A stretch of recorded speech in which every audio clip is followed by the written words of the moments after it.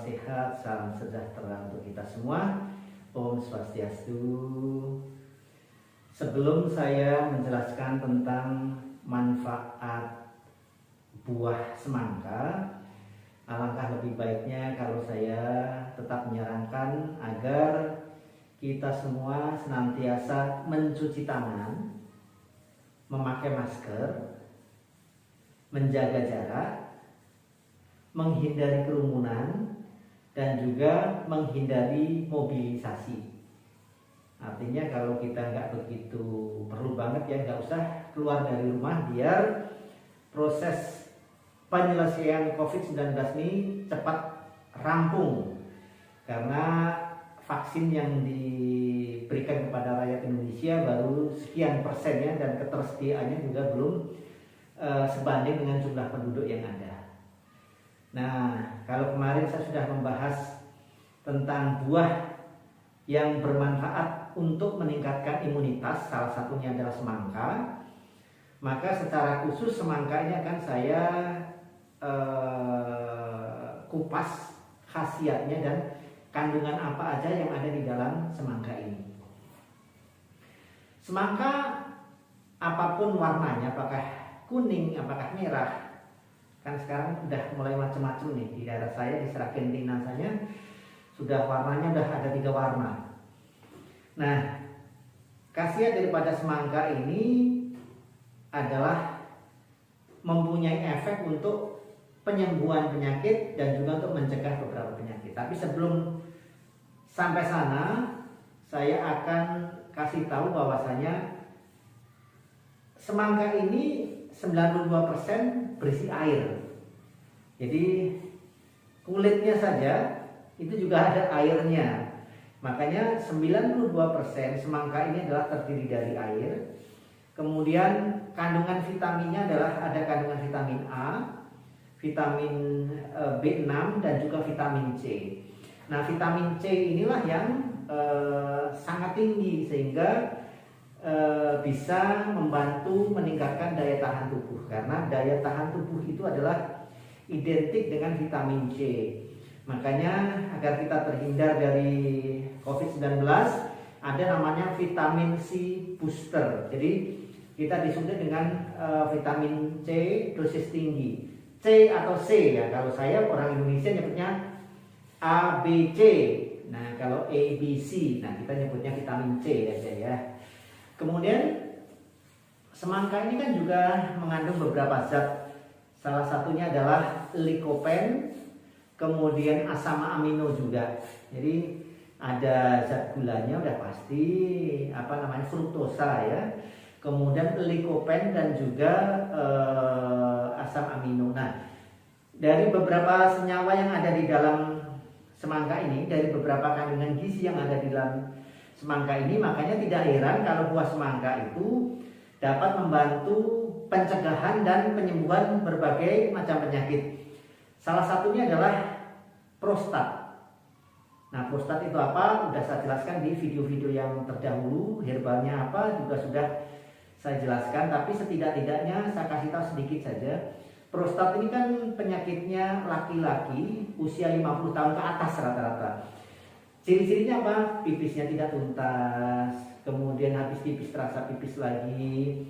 Kadang kalau sudah agak parah, pipisnya terasa nyeri di pangkal buah zakarnya. Kadang kalau sudah ada unsur gejala kankernya, spermanya biasanya bercampur dengan darah, atau saat orgasme biasanya ada rasa nyerinya. Nah, hati-hati dengan seperti itu. Atau kadang kita sudah terasa pipis banget, kebel, tapi susah pipisnya. Seperti itu ya, atau pipis tidak lancar. Nah, gejalanya kadang anyang-anyangan atau cinjirihan kalau kata Sundanya. Nah, kemudian penyakit kedua yang bisa dibantu dengan memakan atau meminum jus semangka ini adalah disfungsi ereksi. Saya juga udah ngasih tahu caranya bagaimana membuat jus semangka ini agar kita bisa memperbaiki kualitas ketegangan Mr. T kita. Jadi semangka bisa digunakan sebagai media untuk membantu membuat kita strong, kita menjadi kuat.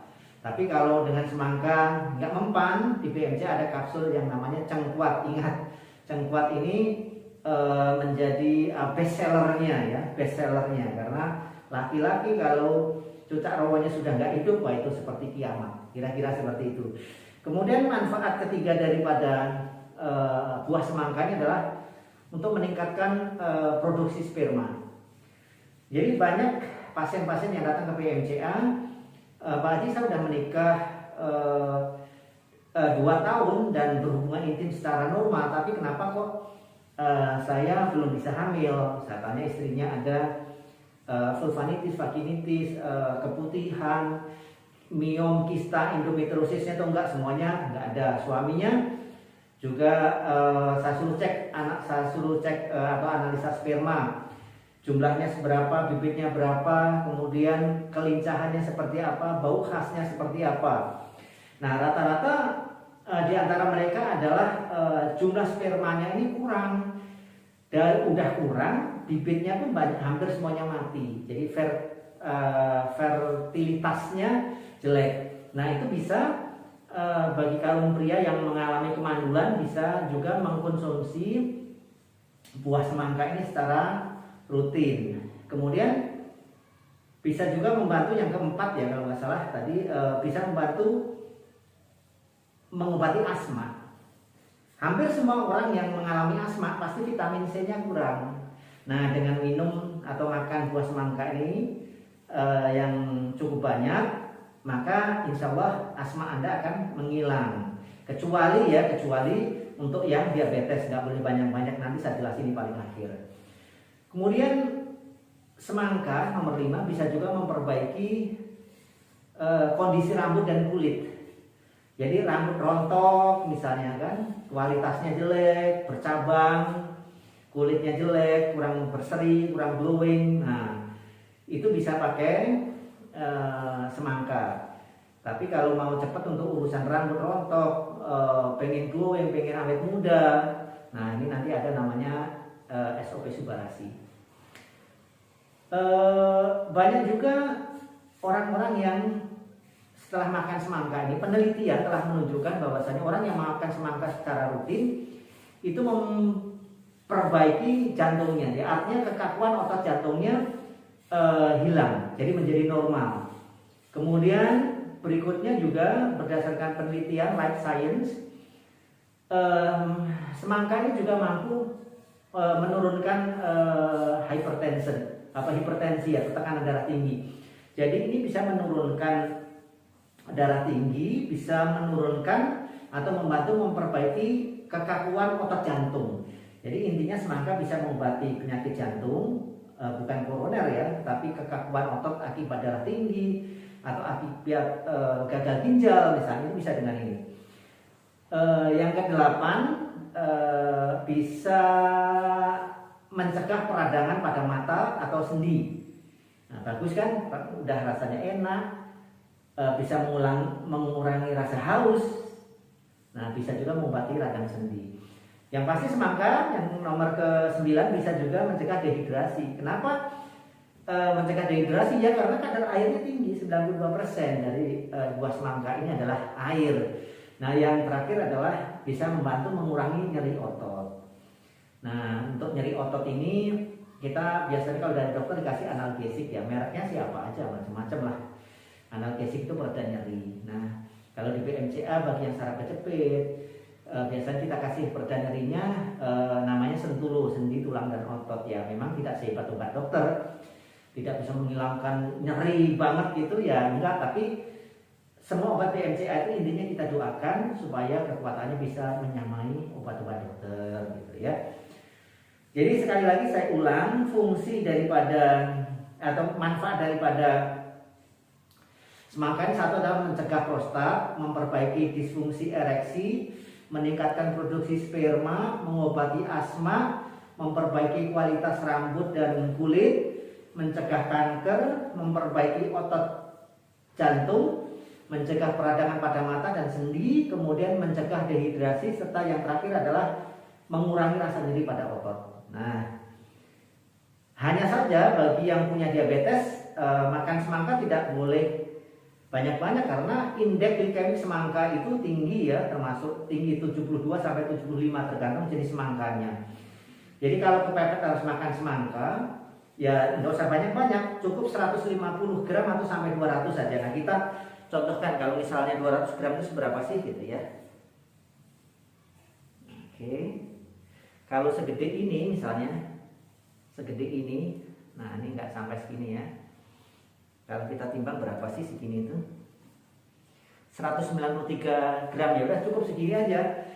Indeks glikemiknya tinggi. Apa itu indeks glikemik? Indeks glikemik adalah kondisi di mana ketika kita habis makan suatu makanan atau minum suatu minuman, makanan dan minuman itu berubah menjadi gulanya cepat. Jadi kalau semakin tinggi indeks glikemiknya, perubahan dari makanan menjadi gula itu tinggi sekali. Nah kalau indeks glikemiknya rendah, kita makan sekarang, mungkin puncaknya baru 4 jam yang akan datang. Nah sebelum 4 jam kita udah olahraga, kita udah lari, kita udah melakukan aktivitas lain sehingga tidak menjadi naik. Nah kalau indeks glikemik tinggi itu risikonya begitu, kita habis makan sesuatu dalam waktu 1 jam atau 30 menit bahkan udah gulanya naik.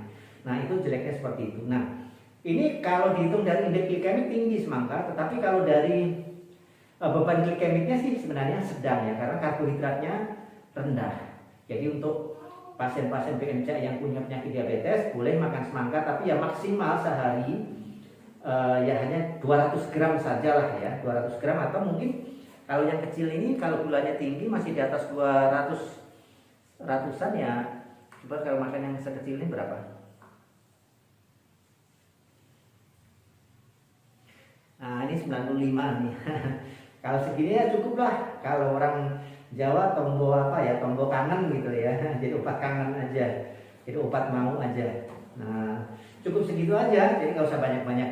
Sekali lagi manfaat semangka sangat bagus, harganya pun murah. Tapi satu, bagi orang yang punya diabetes ya jangan banyak-banyak. Kemudian bagi yang punya penyakit lambung, MAH, gastritis, gastroenteritis, kemudian GERD, tukak lambung, ulcus pepticum, ya memang kalau ulcus pepticum sih masih oke lah, tapi kalau yang MAH ya jangan, karena gasnya ini memang agak tinggi. Jadi bagi yang tidak mempunyai penyakit diabetes atau penyakit lambung tadi sih nggak jadi masalah. Oke, bagi pemirsa yang belum melakukan subscribe channel ini, ya mohon bantuannya untuk subscribe agar Anda tidak ketinggalan informasi-informasi yang akan kami berikan, karena informasi ini insya Allah sih kata orang bermanfaat. Saya rasa dari saya cukup sekian. Akhirul kalam, assalamualaikum warahmatullahi wabarakatuh. Tetap sehat terus. Sekali lagi kita harus selalu mencuci tangan, selalu pakai masker, jaga jarak, hindari kerumunan, dan hindari mobilisasi. Akhirul kalam, assalamualaikum warahmatullahi wabarakatuh. Salam sehat, salam sejahtera, Om Swastiastu.